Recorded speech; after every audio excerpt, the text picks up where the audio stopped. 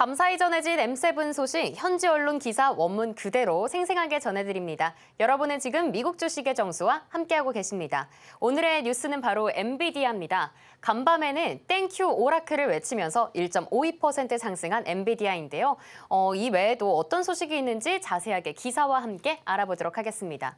간밤에는 CNN 리포트에서 이야기가 나왔는데요. 이 미국 반도체에 대한 수출 규제 속에서 엔비디아가 중국 시장 전망을 제외할 것으로 보여지고 있습니다. 엔비디아 CEO인 젠슨 왕 같은 경우에는 목요일에 CNN에서 미국이 해당 지역에 대한 칩 판매를 엄격히 제한됐다고 이야기를 했고요. 또 그에 따라서 중국 시장을 이젠 더 이상 매출과 이익 예측에 포함하지 않는다고 선언을 했습니다. 이렇게 젠슨 왕의 발언이 간밤에 있었고요. 이뿐만 아니라 사실 엔비디아는 간밤에는 호재는 없었습니다. 하지만 1.5%의 상승을 본 이유에는 바로 오라클의 실적 덕분으로 분석되고 있습니다.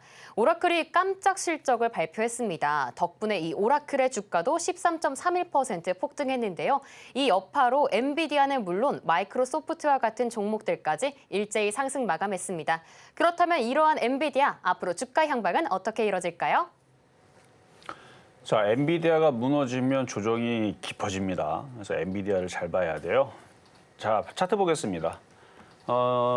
일단은 나스닥이 지금 어제까지는 괜찮았거든요. 어제까지는 나스닥이 별 문제 없었는데 지금 나스닥 선물이 그리고 많이 빠지는 것도 아니에요. 이거 걱정되시면 이따 공개 방송에 들어오세요. 이거 11시에 공개 방송 할 테니까 들어오시면 되고 미국 시장 나스닥 선물이 뭐 1.7% 빠지고 2% 빠지고 그거는 비일비재한 겁니다. 지금 맨날 시장이 강하고 맨날 올라가니까 사실 뭐 많이 그러니까 자주 흔들리고 그럴 때는 3% 빠지는 것도 뭐 자주 나오고 그랬었어요. 근데 요즘에 계속 올라가니까 나스닥이 3% 이상 빠지게 되면은 그러니까 최근 들어서 한 달, 두 달, 석 달 동안에서 없던 흐름이니까 갑자기 3% 빠지면 겁나는 건 사실이죠. 근데 지금 뭐 1.6%, 1.7% 이 정도 빠지는 거는 아니 그동안 올라간 게 있는데 그동안 올라갔으면 흔들리기도 해야죠. 그런 걸로 보면 저는 정상적인 흐름으로 보고 있고 그건 마찬가지 미국 주식도 엔비디아 이 정도 올라왔으면 조정도 받아야죠. 뭐 맨날 어떻게 맨날 올라갑니까? 얘가 뭐 쉬지 않고 올라가는 경우도 아니고 이거 보면은 여기서도 올라갔다가 이만큼 쉬었죠. 올라갔다가 조금 쉬고 여기서는 조금 더 많이 쉬고 여기도 올라갔다 이만큼 쉬고 그러면서 올라갔듯이 그리고 계속 결국은 이렇게 계속 올라갔잖아요. 따지고 보면. 이런 조정도 없었습니다. 이런 조정도 없었는데 지금 딱히 뭐 이렇게 조정받는다고 말씀드리는 것도 아니고 한마디로 지금 나스닥 선물이 좀 안 좋다고 한들 지금 뭐 엔비디아나 다른 뭐 테슬라나 아니면 마이크로소프트나 오히려 마이크로소프트는 정고점을 강하게 돌파가 된 상태에서 상당히 강합니다. 잘 안 떨어져요. 그러니까 여전히 미국 시장 강합니다. 조정을 받아도 강해요. 적당히 어느 정도 수준이 넘어가게 되면 그때서부터는 위험 신호가 뜨는데 엔비디아 기준으로 120달러까지 내려와도 이건 위험 신호가 아니에요. 매수의 기회지. 근데 이게 120달러 내려올 거냐? 안 내려올 것 같은데요. 145달러에 있는데 120달러까지 내려가려고 그러면 뭐 하루 만에 떨어지지도 않을 거고 하여튼 이것도 올라갈 것 같아요. 올라갈 것 같고 정고점 돌파할 것 같은데 그러니까 오늘 나스닥 선물 조금 흔들리고 우리나라 시장 흔들리는 걸로 너무 겁먹지 마셔라. 이 조정이 최악의 경우 제가 한 달 얘기했지만 진짜 2주만 빠져도요. 여러분들은 아마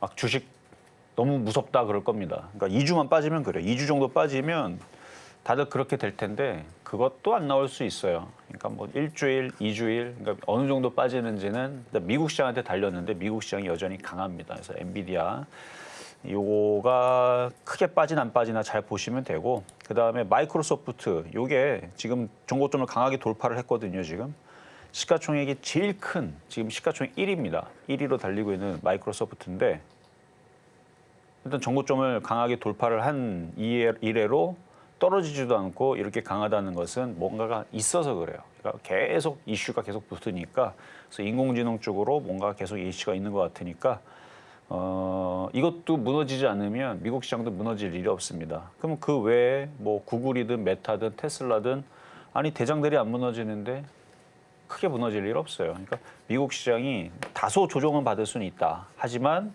시장이 죽으러 내려가는 것은 아직은 너무 말도 안 되는 섣부른 판단이니까 겁먹지 마시라는 거. 그래서 이 시장의 조정이 일단 미국이 키를 갖고 있거든요. 미국이 얼마나 흔들릴 것인지 아니면 흔들리다 말다가 바로 올라갈 수도 있어요. 그러니까 우리나라 시장 지금 이제 흔들리는 모습 처음 나왔는데 아침에 이제 가족분들한테 전략을 주긴 했지만 전량 다 현금화 이건 아니었습니다. 그 정도는 아니었어요. 그러니까 수익 난 것들 일부 뭐 챙기는 거 그거는 당연하죠. 아니 뭐 당연한 거죠. 아니 시장이 어떻게 될지 모르는데 그렇죠? 그런 상황에서는 현금화 했다가 장이 좋아지면 뭐 하면 돼요? 다시 또 들어가면 돼요. 어차피 흔들리면 또 올라가니까. 그래서 그런 식으로 이제 대응을 하시기 위해서는 미국 시장의 흐름들도 이렇게 잘 읽으면서 대응을 하셔야 되는 거고요. 그다음에 여러분들 맨날 얘기하는 테슬라. 만약 진짜로 안 좋고 떨어질 생각이 있었으면 아주 급락을 했겠죠.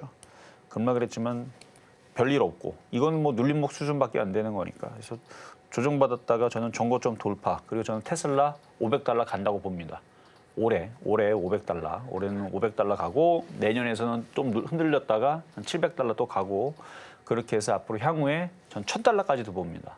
이게 한 10년 안쪽에서는 그렇게 갈 거다라고 그냥 무턱대고 얘기하는 게 아니고 모건 스탠리에서 10년 뒤에 아니 10년 내라고 그랬구나. 모건 스탠리 10년 내에 로봇 시장이 8경 6,622조라고 내다봤다 그랬단 말이에요.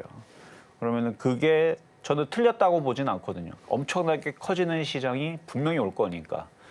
머스크도 지금 노동에 대해서 이제 뭐 해방이 될 것이다라는 얘기서부터 해가지고 뭐 해놓은 발언들이 있는데 그거에 대해서 허풍이 아니고 지금 로봇들이 진짜로 그 정도 수준이 왔기 때문에 그리고 이 속도도 점점 이게 더 디테일해지고 더 좋아지고 점점 이게 더 빨라지고 이게 무섭습니다. 왜냐하면 사람이 개발하는 게 아니고 인공지능이 개발을 해버리니까 얘네들은 좀 잠도 안 자요. 그리고 점점 더 성능은 더 좋아집니다. 그러니까 성능이 더 좋은 애들이 또 로봇을 개발하고 또 만들어버리니까 요즘에는 뭐 영화나 드라마나 이런 것도요. 인공지능 해가지고 스토리만 쓰면은 얘들이 그냥 다 만들어버려요.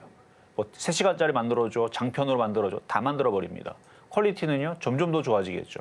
지금도 많이 좋은 상태라고 합니다. 그러니까 지금 그런 세상이 왔단 말이에요.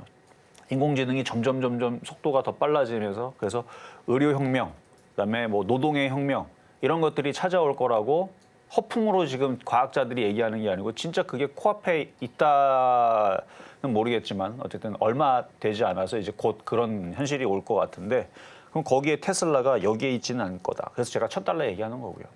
그래서 로봇주들, 인공지능들, 그다음에 우리나라 지금 정책주들 이것저것 해가지고 겁먹을 거 없이 흔들리면 싸게 사는 기회인데 과연 그게 지금 사는 건지 내일 사는 건지 다음 주 사는 건지 궁금하시면 잠시 뒤에 공개 방송에서 말씀드리도록 하겠습니다.